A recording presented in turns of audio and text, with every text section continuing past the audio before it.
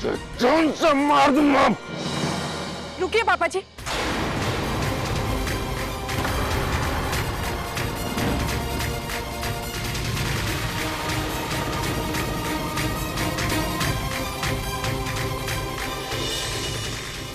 ये सब कैसे हुआ? मैं बताता हूं पापा जी। छोटे चौधरी जी ने मुझे अमृता परजाई के खिलाफ भड़काने की कोशिश की थी, ये बोलकर कि क्या मैं जनानियों की गुलामी करूंगा। तभी मुझे इंस्पेक्टर बलदेव जी की बात याद आई। उन्होंने बोला था कि छोटे चौधरी जी को रंगे हाथों पकड़ना है। पापा जी, उसके बाद मैंने और अमृता परजाई जी ने मिलकर एक प्लान बनाया। हाँ पापा जी, जैसे जसबीर प्राची ने मुझे शमशेर चाचा जी के इरादे के बारे में बताया।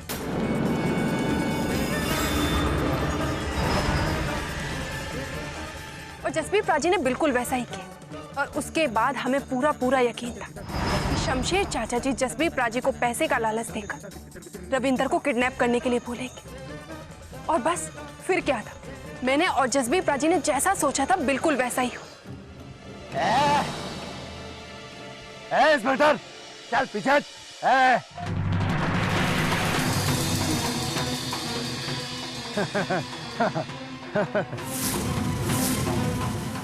चल पीछे। पहले तो मैं सिर्फ रविंदर को मारना चाहता था, लेकिन अब पूरे खानदान को मारूंगा। लेकिन तुम्हें ये सब करने से मिलेगा क्या? फांसी? पर मेरे पुत्र सुरजीत को तो सब कुछ मिलेगा ना। आपने तो मुझे कभी कुछ दिया नहीं, लेकिन आज मैं आपको देता हूं।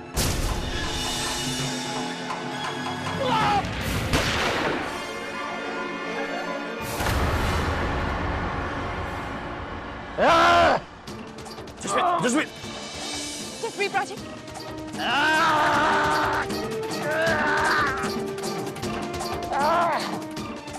राजी, मैं फिर वापस आऊंगा और जरूर आऊंगा। मेरा इंतजार करना।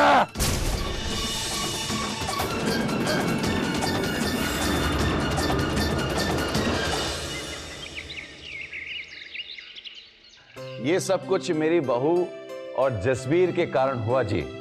अगर जसबीर अपनी जान से नहीं खेलता तो मेरी जान नहीं बच पाती। हाँ।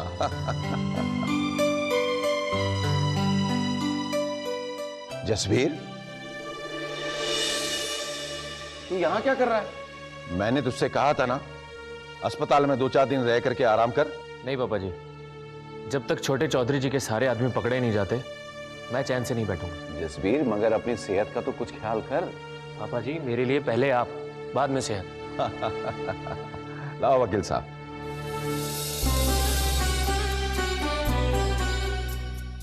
वकील साहब, सारे कागज ठीक है ना?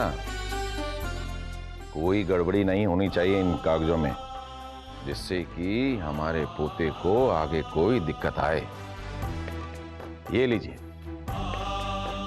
आज से मेरा सब कुछ मेरे पोते रविंदर का हो गया। मेरी कोठी, जमीन, जायदाद, यहां तक कि मेरी ट्रांसपोर्ट कंपनी भी, सबका मालिक मेरा पोता रविंदर। मैं सिर्फ उसका मैनेजर, वो हम सबका मालिक। पापा जी, हमारे नन्हे चौधरी से तो मिलाइए, हम उन्हें जी भर के देखना चाहते हैं। अरे भाई, आप सब लोगों को मैंने यहां उसी से मिलवाने के लिए तो बुलाया है। आओ जी, आ जाओ जी। लाओ भाई, लाओ लाओ। लाओ भाई, लाओ। ये देखो भाई, ये देखो, ये देखो जी, ये देखो, ये लो जी। हाँ, देख लो, देख लो, फिर मत कहना। हाँ हाँ।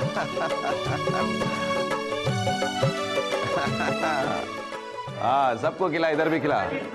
हाँ।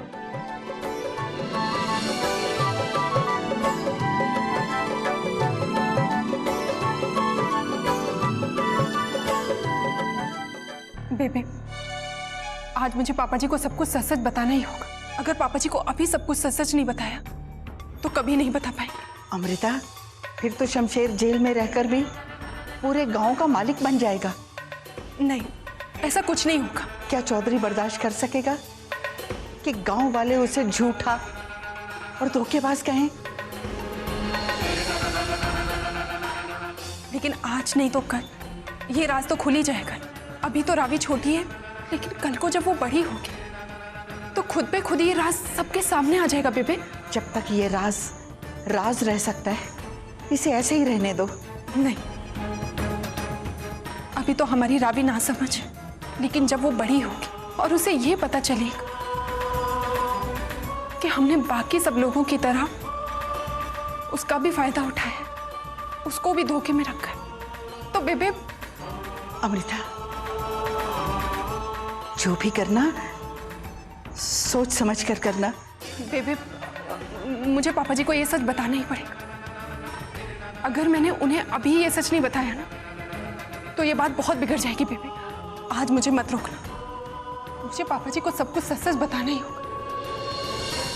हाँ भाई कुकी, सबको खिला दो। हाँ अमृता पुत्र, कुछ कहना चाहती है? जी पापा जी। हाँ लो भाई, अब आ गया हम तुम्हारी मम्मी के पास।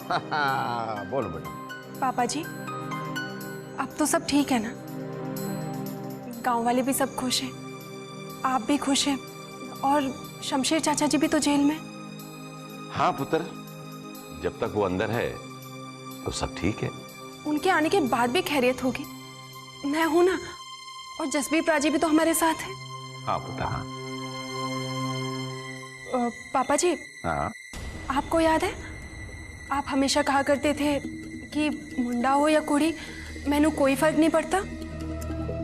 हाँ पुत्र, मैं कहता था ना, लेकिन कमलजीत के जाने के बाद तब से मैंने अपनी ये सोच बदल ली। मुझे भी लगने लगा कि मेरे इस घर में लड़का होना चाहिए, मेरा वारिस, जो हमारे पिंड को, इस घर को संभाल सके। बस मेरी भी ये ख्वाहिश थी कि मेरे घर में मेरा पोता हो, बस।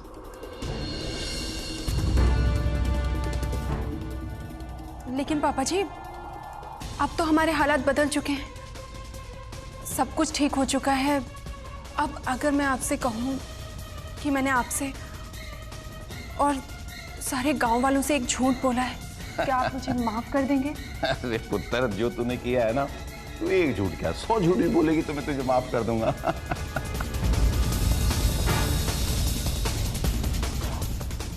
पापा जी, मैंने आपसे ये झूठ बोला है, मुझे लड़का पैदा हुआ है, जबकि मुझे लड़का नहीं बल्कि लड़की पैदा हुई थी।